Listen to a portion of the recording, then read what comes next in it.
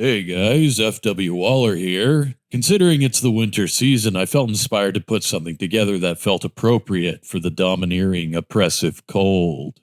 This is my first shot at making an audiobook. I've been listening to books for several years now since it proved to be the most expedient way for me to consume most written works of literature while doing work, such as exercise, video editing, schoolwork, or gaming, and I really grew to admire the work that goes into producing them, especially the ones with legitimate production value, such as background music and ambient sound effects, which this video will feature. Now, the story I'll be reading is a short story called The Things, written by author Peter Watts. It's a tie-in to one of the greatest sci-fi horror movies of all time, John Carpenter's The Thing from 1982. The cool thing about this story is that it's an account of the movie's events from the perspective of the Thing itself, the shape-shifting alien menace that terrorizes the characters of the film. The story is written from a first-person viewpoint from the alien's own mind. Now, some superfans of the movie might be turned off by the idea of this story, feeling that it would ruin one of the main aspects of the movie that made it so terrifying, which is the mystery surrounding the creature, which is an understandable concern to have. H.P. Lovecraft himself said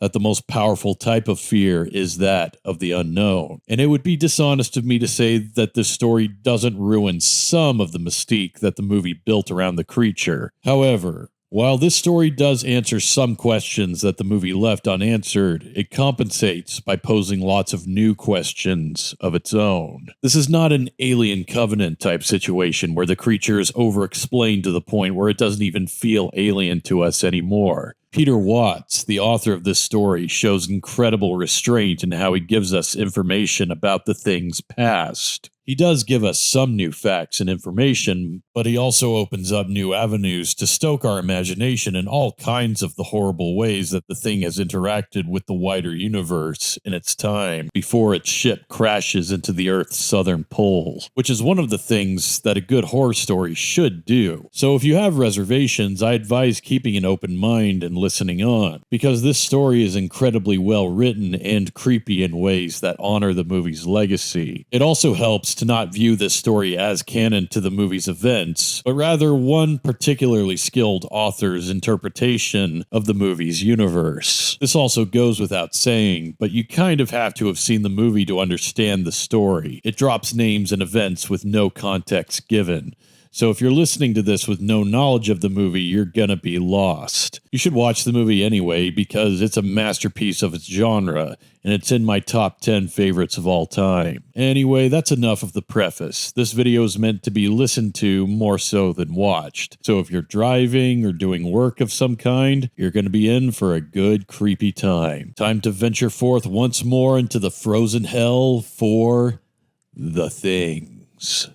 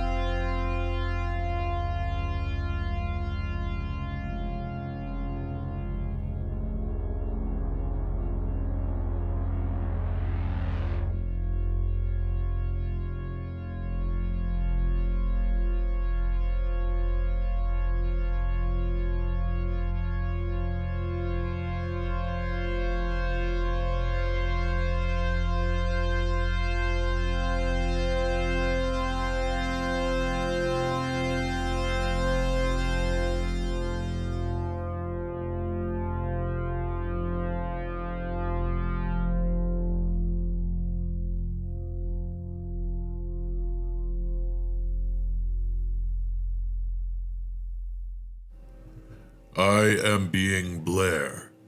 I escape out the back as the world comes in through the front. I am being Copper. I am rising from the dead. I am being Childs. I am guarding the main entrance. The names don't matter. They are placeholders, nothing more. All biomass is interchangeable. What matters is that these are all that is left of me. The world has burned everything else. I see myself through the window, loping through the storm, wearing Blair. MacCready has told me to burn Blair if he comes back alone. But MacCready still thinks I am one of him. I am not. I am being Blair, and I am at the door. I am being Childs, and I let myself in. I take brief communion, tendrils writhing forth from my faces, intertwining. I am Blair Childs, exchanging news of the world. The world has found me out. It has discovered my burrow beneath the tool shed, the half-finished lifeboat cannibalized from the viscera of dead helicopters. The world is busy destroying my means of escape. Then it will come back for me. There is only one option left. I disintegrate. Being Blair, I go to share the plan with Copper and to feed on the rotting biomass once called Clark. So many changes in so short a time have dangerously depleted my reserves. Being Childs, I have already consumed what was left of Fuchs, and am replenished for the next phase. I sling the flamethrower onto my back and head outside, into the long Antarctic night. I will go into the storm and never come back.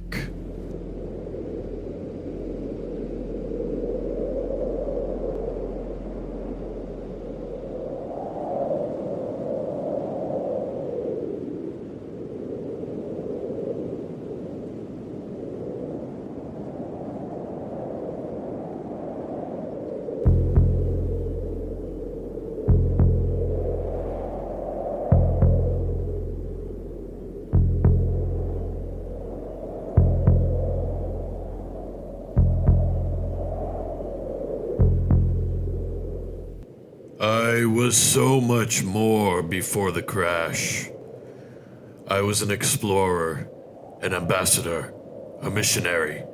I spread across the cosmos, met countless worlds, took communion. The fit reshaped the unfit, and the whole universe bootstrapped upwards in joyful, infinitesimal increments. I was a soldier at war with entropy itself. I was the very hand by which creation perfects itself. So much wisdom I had, so much experience. Now I cannot remember all the things I knew. I can only remember that I once knew them. I remember the crash, though. It killed most of this offshoot outright.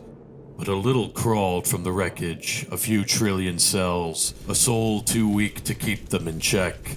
Mutinous biomass slewed off despite my most desperate attempts to hold myself together. Panic-stricken clots of meat, instinctively growing whatever limbs they could remember and fleeing across the burning ice. By the time I'd regained control of what was left, the fires had died and the cold was closing back in.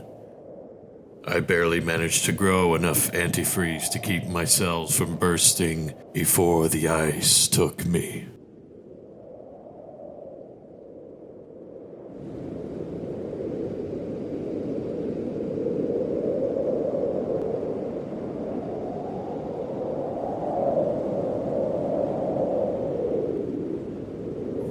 I remember my reawakening too. Dull stirrings of sensation in real time. The first embers of cognition, the slow, blooming warmth of awareness as body and soul embraced after their long sleep. I remember the biped offshoots surrounding me, the strange chittering sounds they made, the odd uniformity of their body plans. How ill-adapted they looked, how inefficient. their morphology. Even disabled, I could see so many things to fix. So I reached out. I took communion. I tasted the flesh of the world. And the world attacked me. It attacked me.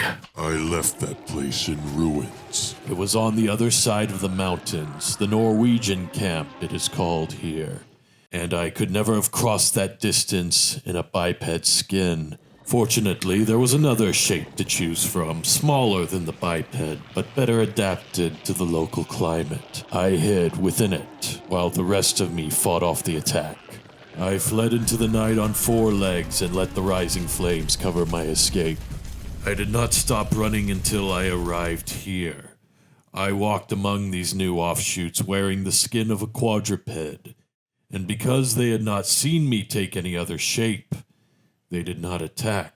And when I assimilated them in turn, when my biomass changed and flowed into shapes unfamiliar to local eyes, I took that communion in solitude, having learned that the world does not like what it doesn't know. I am alone in the storm. I am a bottom dweller on the floor of some murky alien sea. The snow blows past in horizontal streaks caught against gullies or outcroppings. It spins into blinding little whirlwinds, but I am not nearly far enough, not yet. Looking back, I still see the camp crouched brightly in the gloom, a squat, angular jumble of light and shadow, a bubble of warmth in the howling abyss. It plunges into darkness as I watch. I've blown the generator. Now there's no light but for the beacons along the guide ropes, strings of dim blue stars whipping back and forth in the wind.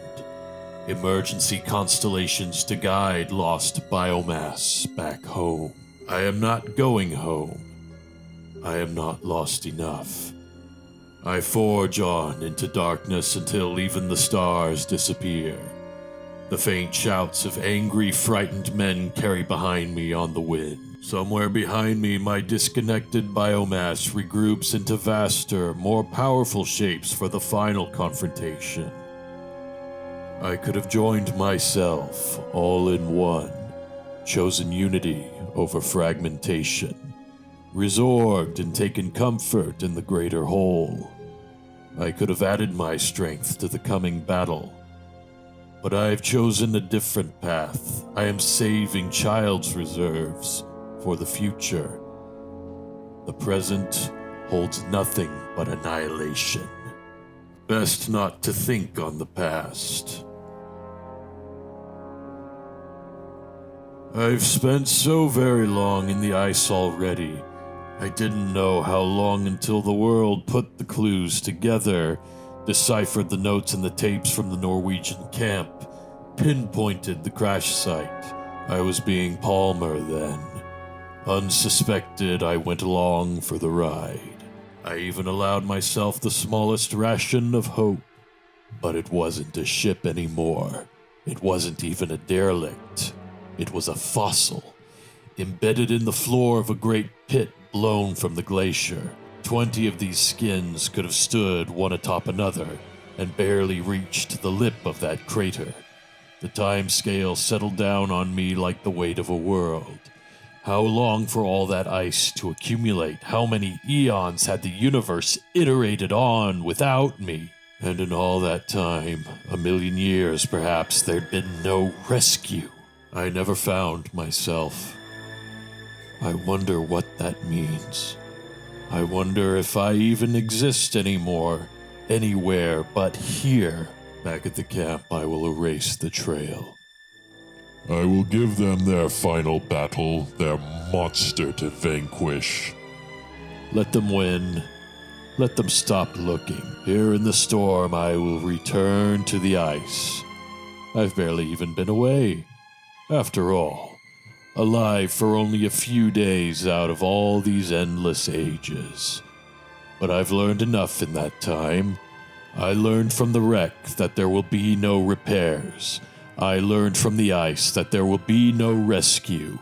And I learned from the world that there will be no reconciliation. The only hope of escape now is into the future, to outlast all this hostile, twisted biomass, to let time and the cosmos change the rules. Perhaps the next time I awaken, this will be a different world.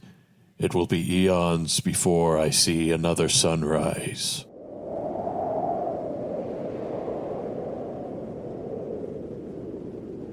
This is what the world taught me, that adaptation is provocation.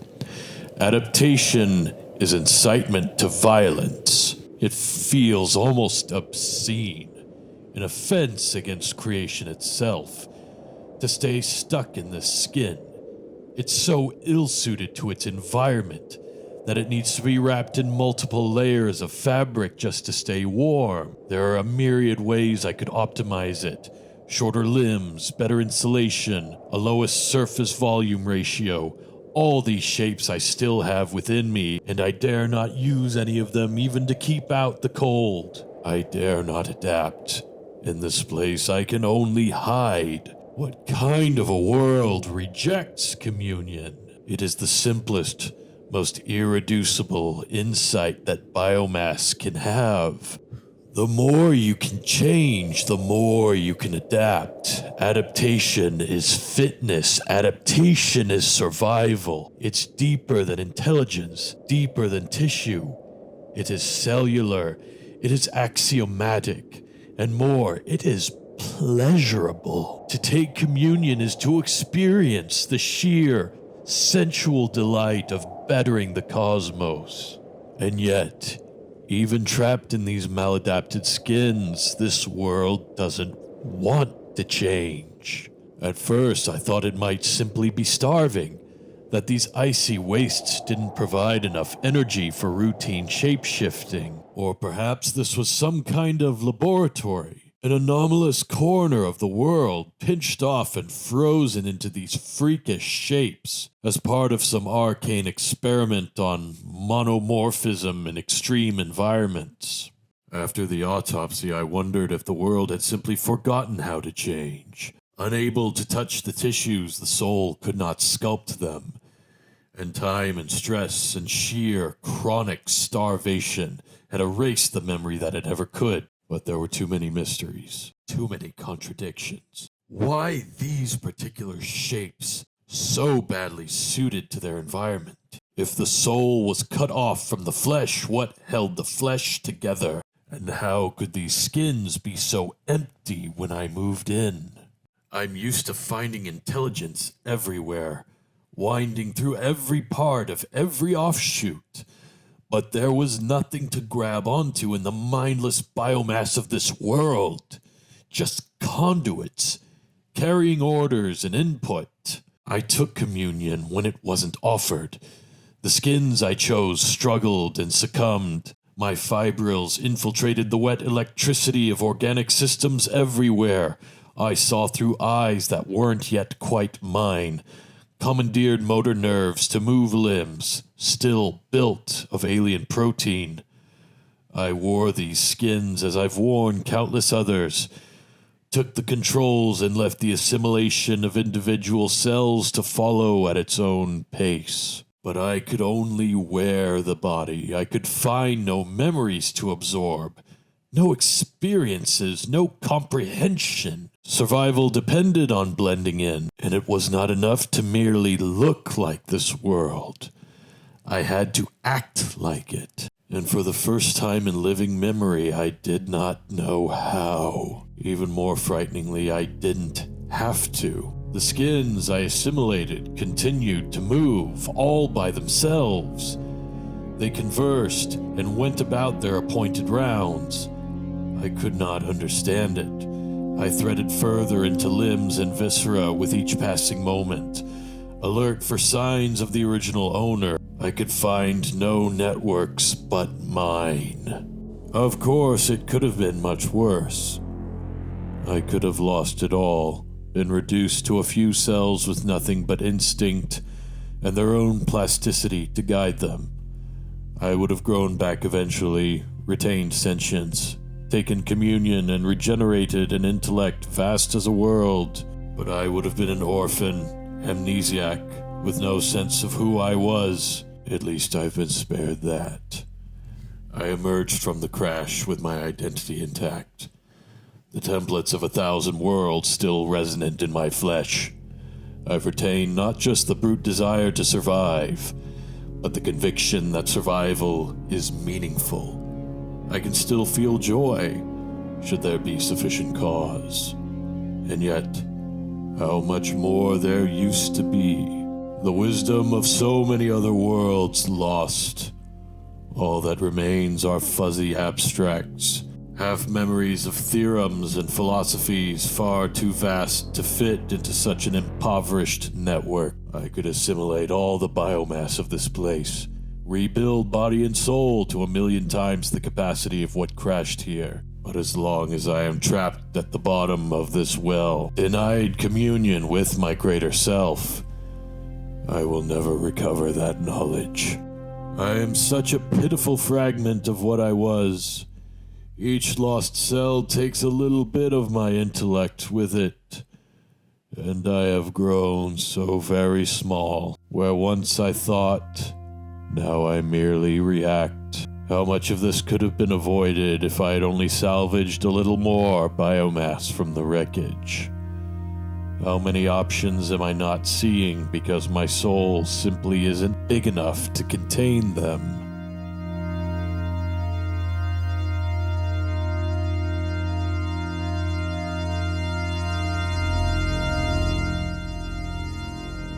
The world spoke to itself in the same way I do when my communications are simple enough to convey without somatic fusion. Even as dog, I could pick up the basic signature morphemes. This offshoot was Windows. That one was Bennings. The two who'd left in their flying machine for parts unknown were Copper and Macready.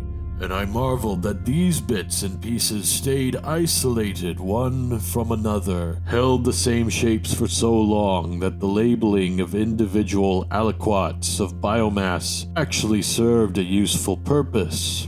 Later, I hid within the bipeds themselves, and whatever else lurked in those haunted skins began to talk to me. It said that bipeds were called guys, or men, or assholes. It said that Macready was sometimes called Mac. It said that this collection of structures was a camp. It said that it was afraid. But maybe that was just me. Empathy's inevitable, of course. One can't mimic the sparks and chemicals that motivate the flesh without also feeling them to some extent. But this was different. These intuitions flickered within me, yet somehow hovered beyond my reach. My skins wandered the halls and the cryptic symbols on every surface. Laundry shed. Welcome to the clubhouse. This side up. Almost made a kind of sense. That circular artifact hanging on the wall was a clock. It measured the passage of time. The world's eyes flitted here and there, and I skimmed piecemeal nomenclature from his mind. But I was only riding a searchlight. I saw what it illuminated, but I couldn't point it in any direction of my own choosing. I could eavesdrop, but I could only eavesdrop, never interrogate. If only one of those searchlights had paused to dwell on its own evolution, on the trajectory that had brought it to this place, how differently things might have ended, had I only known. But instead, it rested on a whole new word: autopsy. Macready and Copper had found part of me at the Norwegian camp, a rearguard offshoot burned in the wake of my escape. They'd brought it back, charred, twisted, frozen in mid-transformation, and did not seem to know what it was. I was being Palmer then, and Norris, and a dog. I gathered around with the other biomass and watched as Copper cut me open and pulled out my insides. I watched as he dislodged something from behind my eyes, an organ of some kind. It was malformed and incomplete, but its essentials were clear enough. It looked like a great wrinkled tumor, like cellular competition gone wild, as though the very processes that defined life had somehow turned against it instead. It was obscenely vascularized. It must have consumed oxygen and nutrients far out of proportion to its mass. I could not see how anything like that could even exist. How it could have reached that size without being outcompeted by more efficient morphologies. Nor could I imagine what it did. But then I began to look with new eyes at these offshoots. These bipedal shapes my own cells had so scrupulously and unthinkingly copied when they reshaped me for this world. Unused to inventory, why catalog body parts that only turn into other things at the slightest provocation? I really saw for the first time that swollen structure atop each body, so much larger than it should be, a bony hemisphere into which 1,000,000 ganglionic interfaces could fit with room to spare. Every offshoot had one. Each piece of biomass carried one of these huge, twisted clots of tissue. I realized something else, too. The eyes, the ears of my dead skin had fed into this thing before Copper pulled it free. A massive bundle of fibers ran along the skin's longitudinal axis, right up the middle of the endoskeleton, directly into the dark, sticky cavity where the growth had rested. That misshapen structure had been wired into the whole skin, like some kind of somato-cognitive interface, but vastly more massive. It was almost as if... No. That was how it worked. That was how these empty skins moved of their own volition. I had found no other network to integrate. There it was! Not distributed through the body, but balled up into itself. Dark and dense and insisted. I had found the ghost in these machines. I felt sick. I shared my flesh with thinking cancer.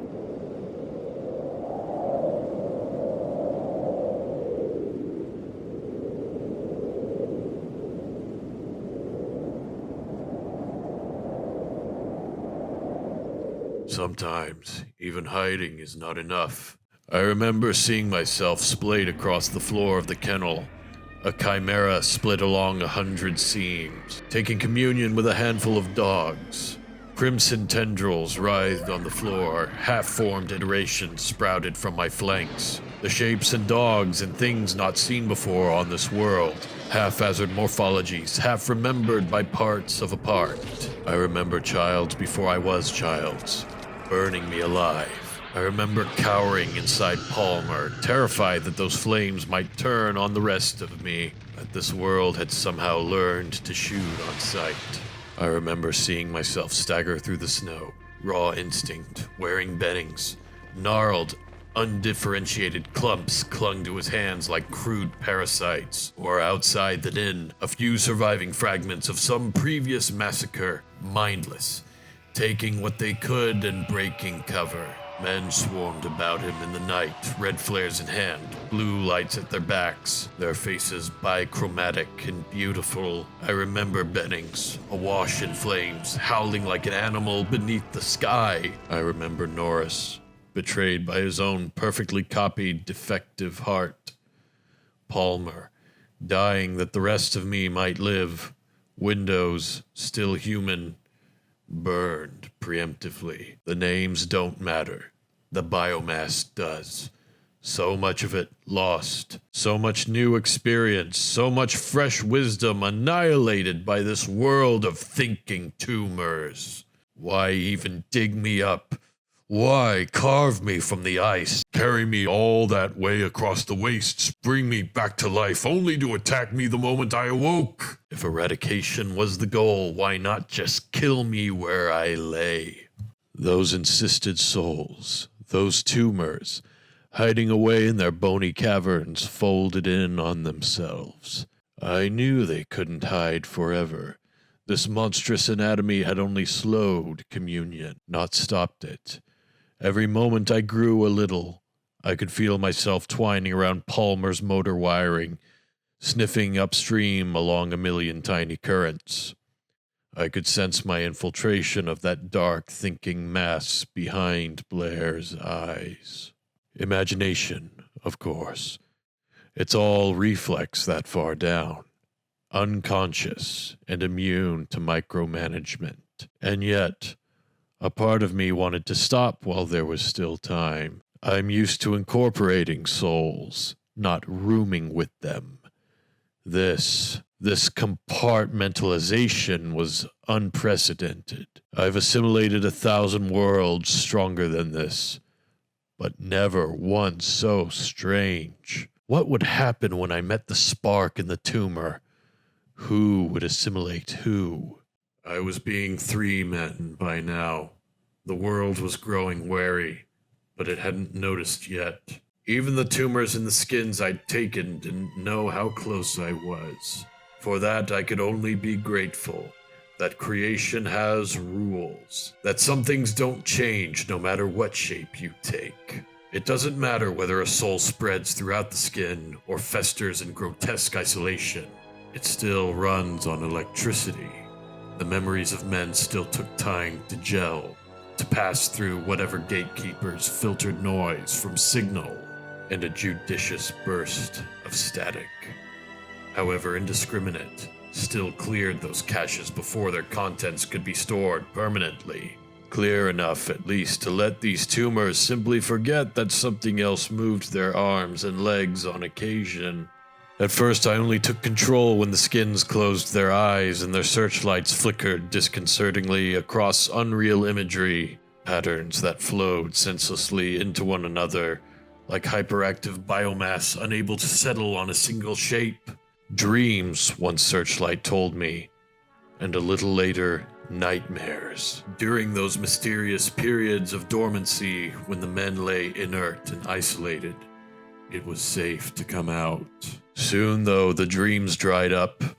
All eyes stayed open all the time, fixed on shadows and each other. Offshoots once dispersed throughout the camp began to draw together, to give up their solitary pursuits in favor of company. At first, I thought they might be finding common ground in a common fear.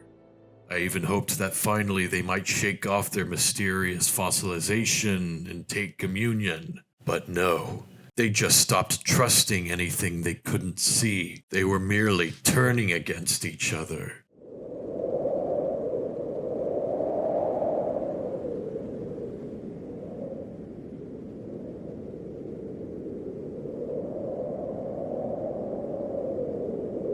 My extremities are beginning to numb. My thoughts slow as the distal reaches of my soul succumb to the chill. The weight of the flamethrower pulls at its harness, forever tugs me just a little off balance. I have not been Childs for very long. Almost half this tissue remains unassimilated. I have an hour, maybe two, before I have to start melting my grave into the ice. By that time, I need to have converted enough cells to keep this whole skin from crystallizing. I focus on antifreeze production. It's almost peaceful out here. There's been so much to take in, so little time to process it. Hiding in these skins takes such concentration, and under all those watchful eyes, I was lucky if communion lasted long enough to exchange memories. Compounding my soul would have been out of the question. Now, though, there's nothing to do but prepare for oblivion. Nothing to occupy my thoughts but all these lessons I left unlearned. Macready's blood test, for example, his thing detector. To expose imposters posing as men, it does not work nearly as well as the world thinks. But the fact that it works at all violates the most basic rules of biology. It's the center of the puzzle. It's the answer to all the mysteries. I might have already figured it out if I had just been a little larger. I might already know the world, if the world wasn't trying so hard to kill me. Macready's test. Either it is impossible, or I've been wrong about everything.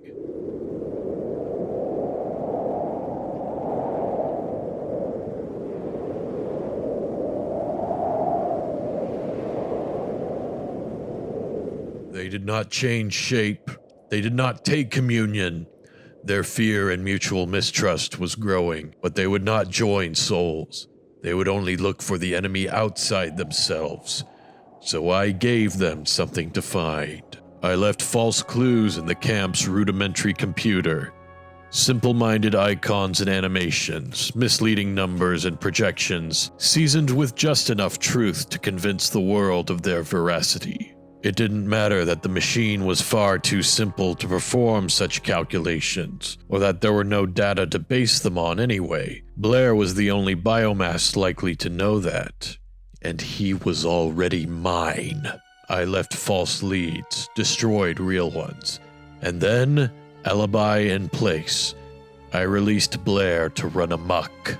I let him steal into the night and smash the vehicles as they slept, tugging ever so slightly at his reins to ensure that certain vital components were spared. I set him loose in the radio room, watched through his eyes and others as he rampaged and destroyed. I listened as he ranted about a world in danger, the need for containment, the conviction that most of you don't know what's going on around here, but I damn well know that some of you do. He meant every word.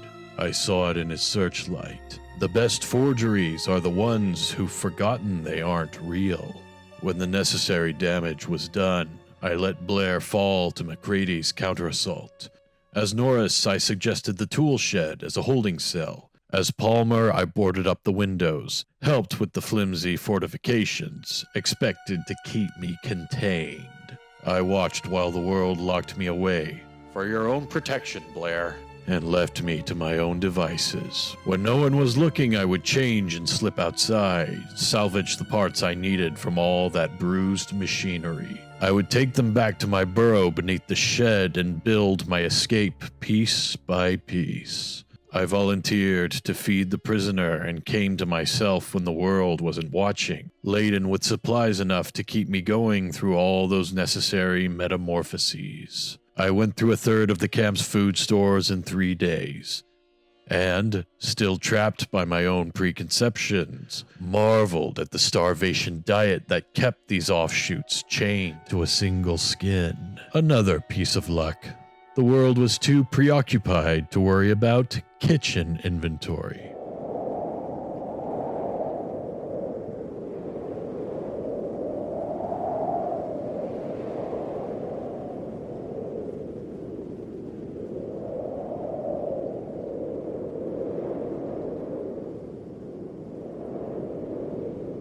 There is something on the wind, a whisper threading its way above the raging of the storm.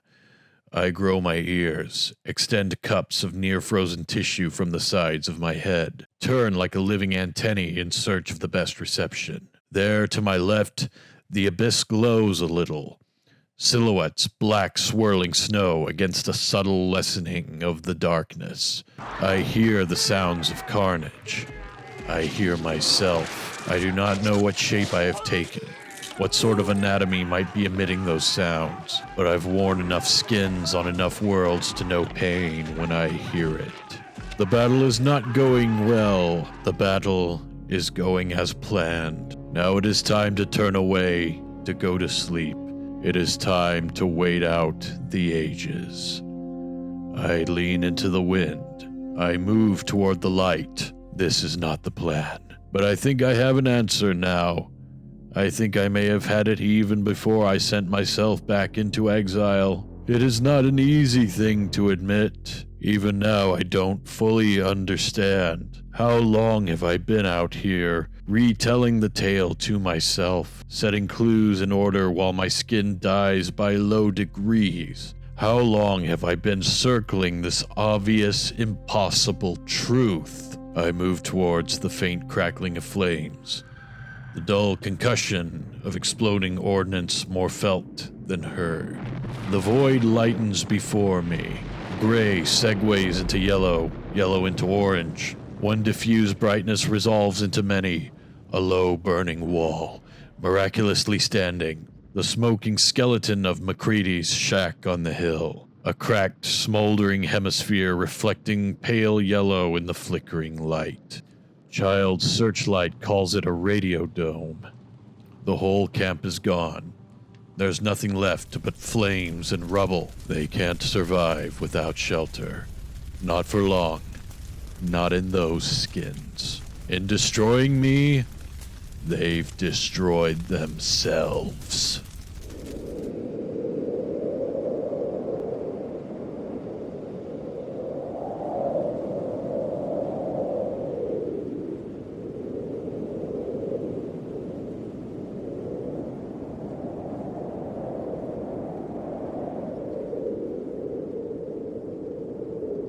Things could have turned out so much differently if I'd never been Norris. Norris was the weak node. Biomass not only ill-adapted, but defective. An offshoot with an off switch. The world had known so long that it never even thought about it anymore. It wasn't until Norris collapsed that heart condition floated to the surface of Copper's mind where I could see it. It wasn't until Copper was astride Norris's chest, trying to pound him back to life, that I knew how it would end. And by then it was too late. Norris had stopped being Norris. He had even stopped being me. I had so many roles to play, so little choice in any of them. The part being Copper brought down the paddles on the part that had been Norris. Such a faithful Norris. Every cell so scrupulously assimilated. Every part of that faulty valve reconstructed unto perfection. I hadn't known. How was I to know? These shapes within me, the worlds and morphologies I've assimilated over the eons, I've only ever used them to adapt before, never to hide. This desperate mimicry was an improvised thing, a last resort in the face of a world that attacked anything unfamiliar. My cells read the signs and my cells conformed, mindless as prions. So I became Norris, and Norris self-destructed. I remember losing myself after the crash. I know how it feels to degrade, tissues in revolt, the desperate efforts to reassert control as static from some misfiring organ jams the signal, to be a network seceding from itself, to know that each moment I am less than I was the moment before, to become nothing, to become Legion. Being Copper, I could see it. I still don't know why the world didn't. Its parts had long since turned against each other by then. Every offshoot suspected every other. Surely they were alert for signs of infection. Surely some of that biomass would have noticed the subtle twitch and ripple of Norris changing below the surface, the last instinctive resort of wild tissues abandoned to their own devices. But I was the only one who saw. Being Childs, I could only stand and watch. Being Copper, I could only make it worse. If I'd taken direct control, forced that skin to drop the paddles, I would have given myself away. And so I played my parts to the end. I slammed those resurrection paddles down as Norris's chest split open beneath them. I screamed on cue as serrated teeth from 100 stars away snapped shut. I toppled backwards, arms bitten off above the wrist. Men swarmed, agitation bootstrapping to panic.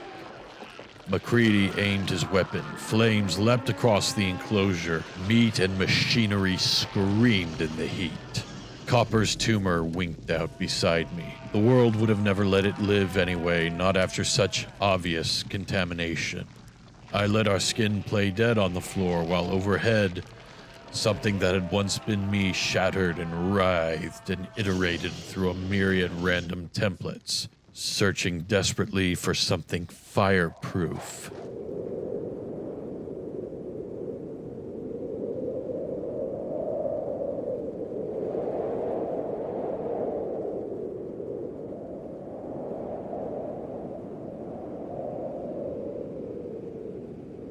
They have destroyed themselves. They.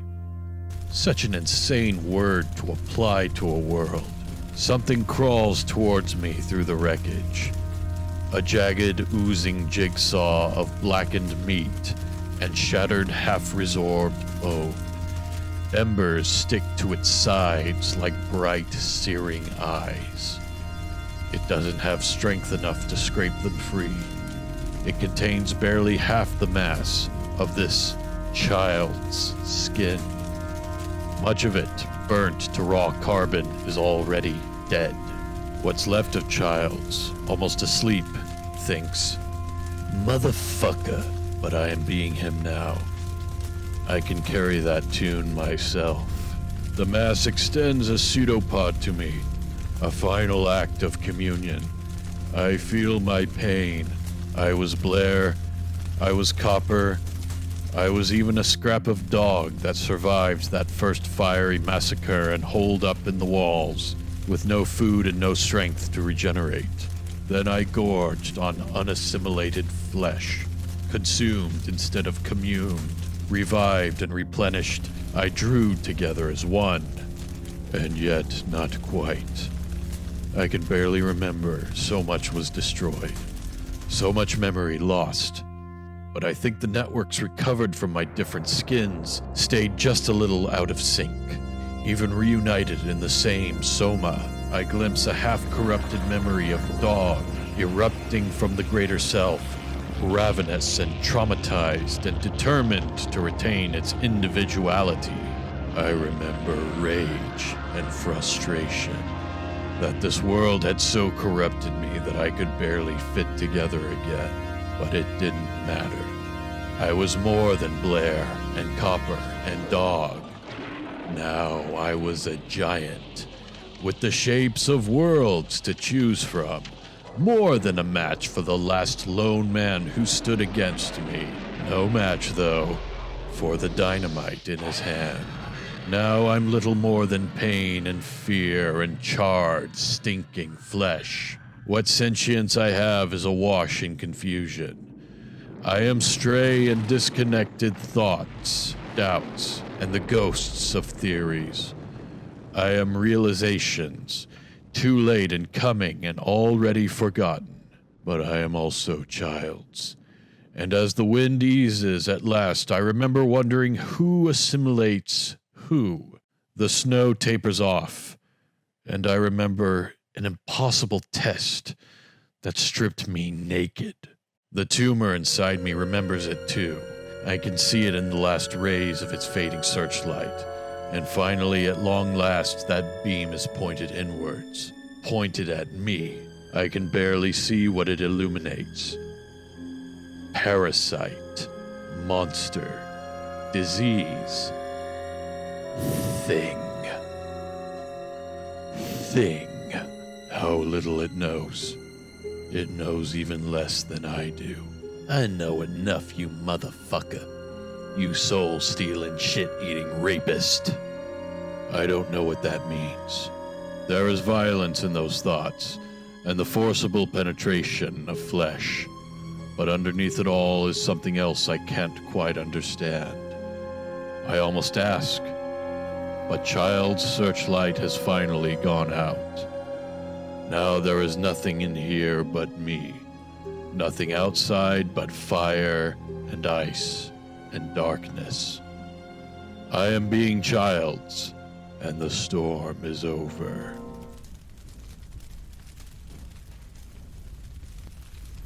In a world that gave meaningless names to interchangeable bits of biomass, one name truly mattered.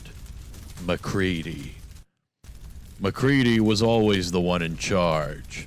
The very concept still seems absurd. In charge. How can this world not see the folly of hierarchies? One bullet in a vital spot, and the Norwegian dies forever. One blow to the head, and Blair is unconscious. Centralization is vulnerability. And yet the world is not content to build its biomass on such fragile template. It forces the same model onto its metasystems as well. MacCready talks, the others obey. It is a system with a built-in kill spot. And yet somehow, McCready stayed in charge, even after the world discovered the evidence I'd planted, even after it decided that McCready was one of those things, locked him out to die in the storm, attacked him with fire and axes when he fought his way back inside. Somehow McCready always had the gun, always had the flamethrower, always had the dynamite, and the willingness to take out the whole damn camp if need be. Clark was the last to try to stop him. McCready shot him through the tumor. Kill spot. But when Norris split into pieces, each scuttling instinctively for its own life, McCready was the one to put them back together. I was so sure of myself when he talked about his test. He tied up all the biomass, tied me up, more times than he knew, and I almost felt a kind of pity as he spoke. He forced windows to cut us all, to take a little blood from each. He heated the tip of a metal wire until it glowed, and he spoke of pieces small enough to give themselves away, pieces that embodied instinct but no intelligence, no self-control. McCready had watched Norris in dissolution, and he had decided men's blood would not react to the application of heat. Mine would break ranks when provoked. Of course he thought that. These offshoots had forgotten that they could change. I wondered how the world would react when every piece of biomass in the room was revealed as a shapeshifter. When McCready's small experiment ripped the facade from the greater one and forced these twisted fragments to confront the truth. Would the world awaken from its long amnesia? Finally remembered that it lived and breathed and changed like everything else, or was it too far gone? Would McCready simply burn each protesting offshoot in turn as its blood turned traitor? I couldn't believe it. When McCready plunged the hot wire into Window's blood and nothing happened. Some kind of trick, I thought. And then McCready's blood passed the test. And Clark's. Copper's didn't. The needle went in and Copper's blood shivered just a little in its dish. I barely saw it myself. The men didn't react at all. If they even noticed, they must have attributed it to the trembling of McCready's own hand. They thought the test was a crock of shit anyway. Being childs, I even said as much, because it was too astonishing, too terrifying to admit that it wasn't. Being childs, I knew there was hope.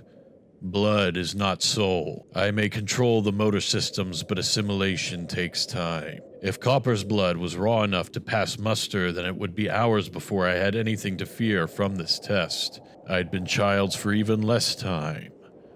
But I was also Palmer. I'd been Palmer for days.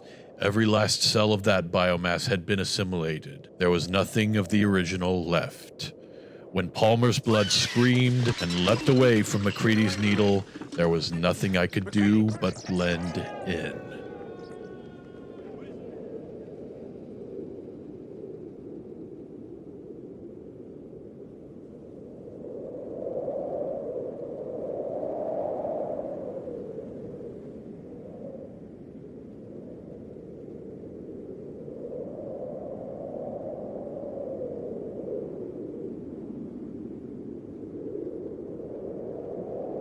I have been wrong about everything.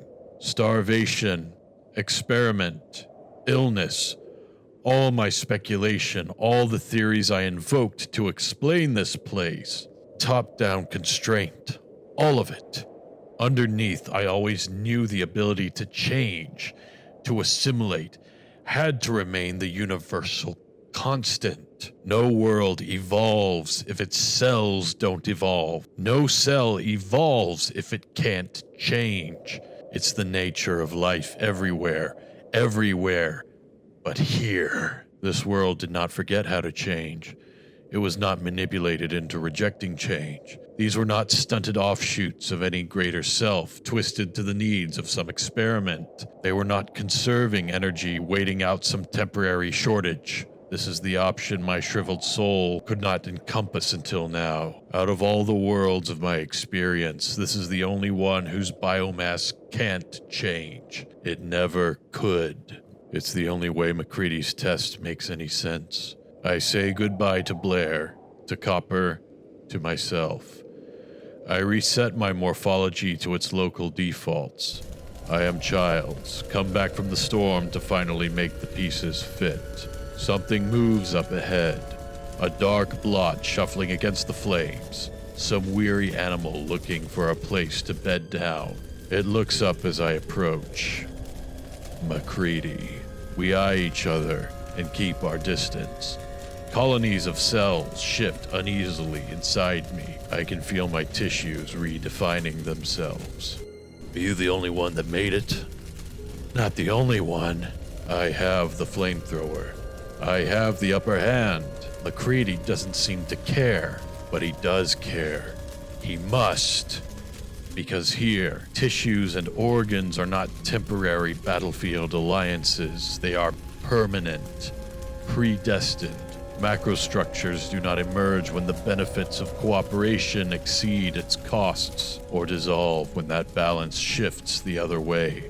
Here, each cell has but one immutable function. There's no plasticity, no way to adapt. Every structure is frozen in place. This is not a single great world, but many small ones. Not parts of a greater thing. These are things. They are plural, and that means, I think, that they stop. They just wear out over time. Where were you, Childs? I remember words and dead searchlights. I thought I saw Blair. I went out after him, got lost in the storm. I've worn these bodies, felt them from the inside. Copper's sore joints, Blair's curved spine, Norris and his bad heart. They are not built to last.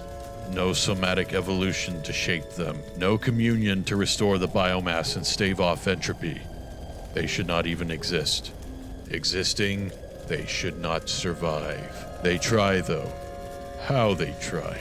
Everything here is walking dead, and yet it all fights so hard to keep going just a little longer. Each skin fights as desperately as I might, if one was all I could ever have. MacCready tries. If you're worried about me, I begin. MacCready shakes his head, manages a weary smile. If we've got any surprises for each other, I don't think we're in much shape to do anything about it. But we are. I am. A whole planet of worlds, and not one of them, not one, has a soul. They wander through their lives, separate and alone, unable even to communicate except through grunts and tokens, as if the essence of a sunset or a supernova could ever be contained in some string of phonemes. A few linear scratches of black on white. They've never known communion, can aspire to nothing but dissolution. The paradox of their biology is astonishing, yes, but the scale of their loneliness, the futility of these lives, overwhelms me. I was so blind, so quick to blame, but the violence I've suffered at the hands of these things reflects no great evil. They're simply so used to pain, so blinded by disability, that they literally can't conceive of any other existence. When every nerve is whipped raw, you lash out at even the lightest touch. What should we do? I wonder. I cannot escape into the future, not knowing what I know now. How could I leave them like this? Why don't we just wait here a while? MacCready suggests. See what happens. I can do so much more than that. It won't be easy. They won't understand. Tortured, incomplete. They're not able to understand. Offered the greater whole, they see the loss of the lesser. Offered communion, they see only extinction. I must be careful. I must use this newfound ability to hide. Other things will come here eventually. And it doesn't matter whether they find the living or the dead. What matters is that they find something like themselves to take back home. So I will keep up appearances. I will work behind the scenes. I will save them from the inside, or their unimaginable loneliness will never end. These poor, savage things will never embrace salvation. I will have to rape it into them.